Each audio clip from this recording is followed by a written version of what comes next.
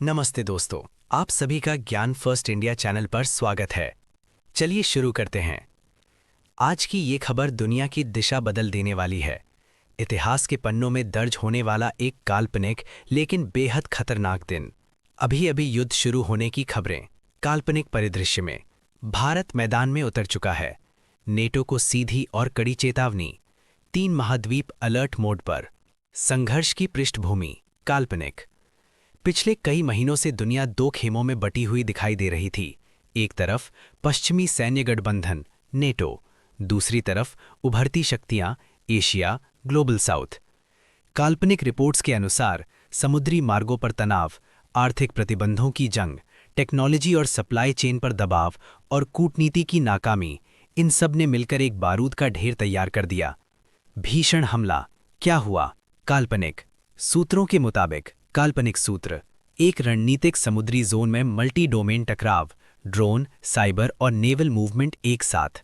कुछ ही घंटों में हालात आउट ऑफ कंट्रोल। ध्यान रहे, ये किसी देश पर असली हमला नहीं बल्कि एक काल्पनिक युद्ध परिदृश्य है। भारत क्यों उतरा मैदान में?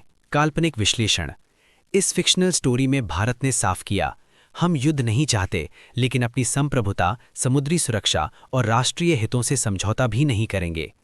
भारत की काल्पनिक रणनीति defensive posture, no first strike सिद्धांत, लेकिन फुल रेडीनेस।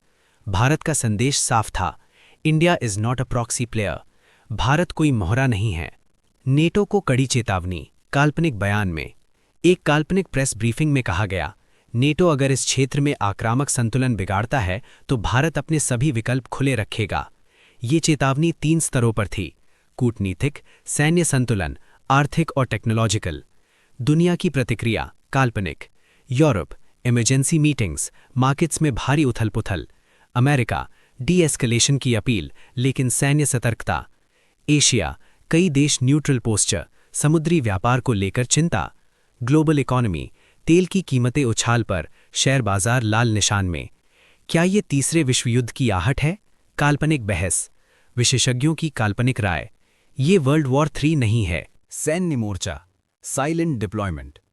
कोई बड़े बड़े बयान नहीं, कोई कैमरों के सामने युद्धोन्माद नहीं, लेकिन सीमावर्ती क्षेत्रों में हाई अलर्ट मोड।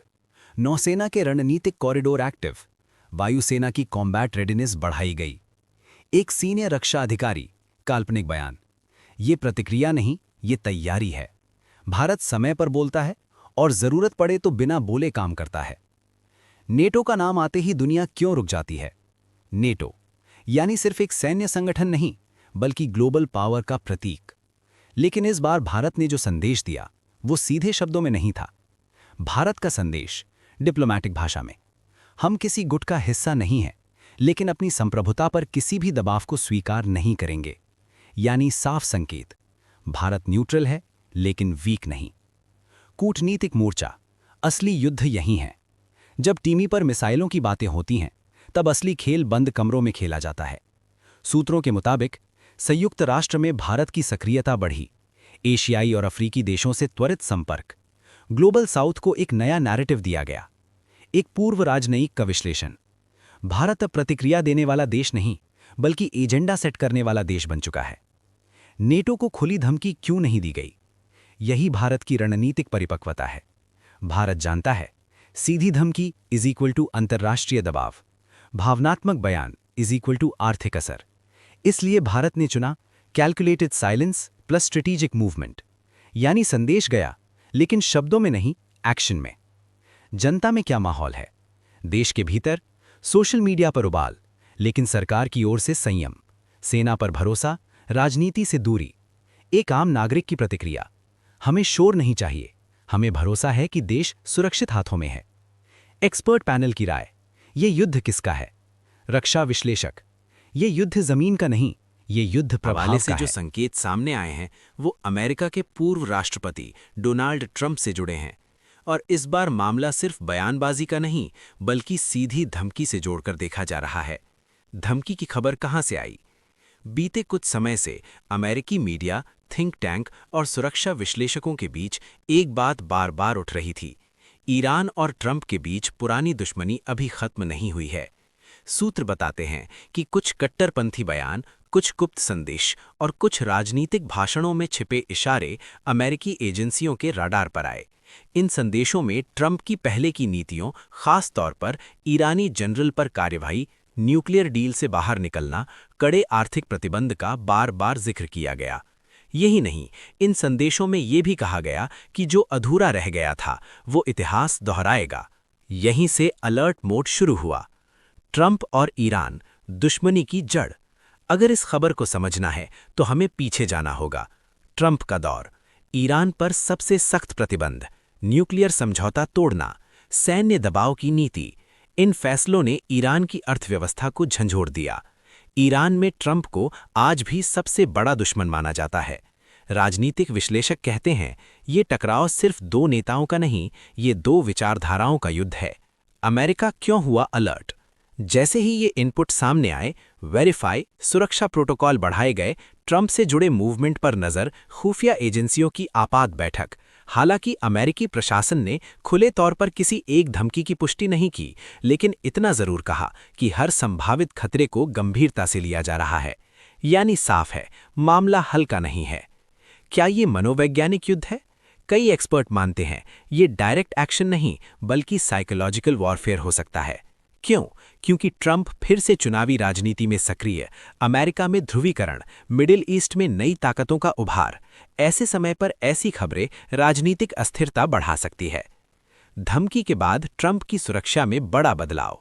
धमकी सामने आते ही अमेरिकी सीक्रेट सर्विस हरकत में आ गई। सूत्रों के अनुसार ट्रंप की सिक्योरिटी लेयर को कई गुना बढ़ा दिया गया है। सार्वजनिक कार्यक्रमों की रीस्क्रीनिंग की जा रही है। ट्रंप की यात्राओं पर अस्थायी रोक या सीमित मूवमेंट, ड्रोन, साइबर और स्नाइपर थ्रेट, तीनों पर अलग अलग टीम अलर्ट। ये सामान्य सुरक्षा अपडेट नहीं है, ये संकेत है कि अमेरिका इस धमकी को हल्के में नहीं ले रहा। ईरान क्यों निशाने पर ट्रंप? जड़ में छिपी पुरानी दुश्मनी। अगर इतिहास को पलटें तो ईरान और ट्रंप के रिश्ते हमेशा तनावपूर्ण रहे हैं। प्रमुख कारण, ईरान न्यूक्लियर डील से अमेरिका का बाहर निकलना, ईरान पर कठोर आर्थिक प्रतिबंध, मध्य पूर्व में ईरान समर्थित गुटों पर अमेरिकी दबाव, क्षेत्रीय ताकत की जंग। ईरान की नज़र में ट्रंप सिर्फ एक नेता नहीं, बल्कि उसकी रणनीतिक कमजोरी का चेहरा है। क्या ये सीधी धमकी है या मनोवैज्ञानिक युद्ध? खुफिया विशेषज्ञ दो हिस्सों में बटे हुए हैं। पहला वर्ग कहता है ये मनोवैज्ञानिक दबाव बनाने की रणनीति है, ताकि अमेरिका चुनावी साल में डरा रहे। दूसरा वर्ग मानता है ये सीरियस सिक्योरिटी थ्रेट हो सकता है, क्योंकि बयान का लहजा पहले से ज्यादा आक्रामक है। एक वरिष्ठ विश्लेषक के शब्दों में, जब भाषा बदलती है तो इरादे भी बदलते हैं। अमेरिका का जवाब, चुप्पी या तूफान से पहले की शांति।